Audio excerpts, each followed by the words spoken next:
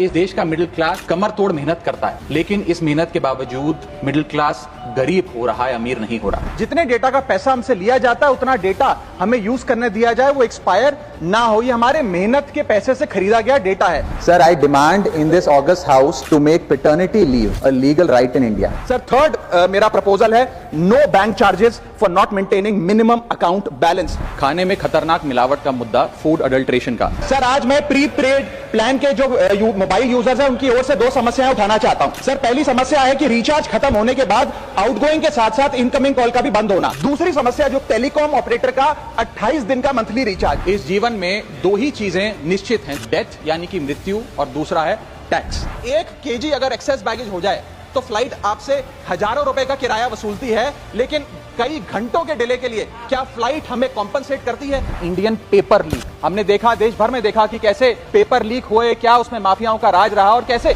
बच्चों का भविष्य आज अंधकार की कागार पे खड़ा हुआ है। क्योंकि एयर पोल्यूशन का सारा दोष देश के किसान पर मढ़ा जाता है। आज मैं उस किसान की आवाज उठाना चाहता हूं। सरकार से मांग करता हूं कि हेल्थ और लाइफ इंश्योरेंस पर कम से कम हम जीएसटी ना लगाएं। ये कोई लग्जरी गुड या लग्जरी प्रोडक्ट नहीं है। सर, आज एयरपोर्ट्स पर खाना इतना महंगा है, क्या इस पर कोई रेगुलेशन नहीं होना चाहिए? क्या कोई अफोर्डेबल कैंटीन का मैकेनिज्म नहीं होना चाहिए? सर, मैं बात कर रहा हूं जोमेटो और स्विगी के डिलीवरी बॉयज की। सर, आज मैं इनका दर्द इस सदन में रखना चाहता हूं, और ये 10 मिनट की डिलीवरी का जो जुल्म है इसे समाप्त करना चाहिए। कहीं कैशलेस इलाज अचानक मना कर दिया जाता है, महीनों तक फाइल लटकाई जाती है, रीइंबर्समेंट नहीं मिलता।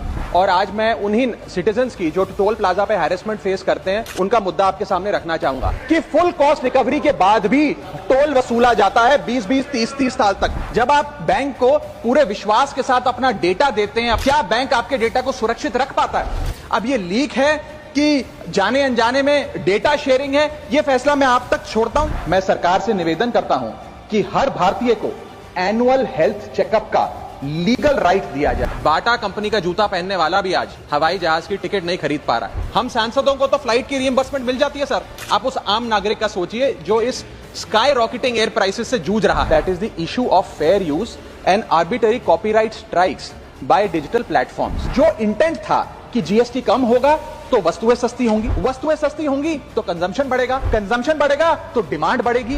ये हुआ नहीं, और ये इसलिए नहीं हुआ सर क्योंकि प्राइवेट कंपनियों ने इस मुनाफे को जनता को नहीं सौंपा।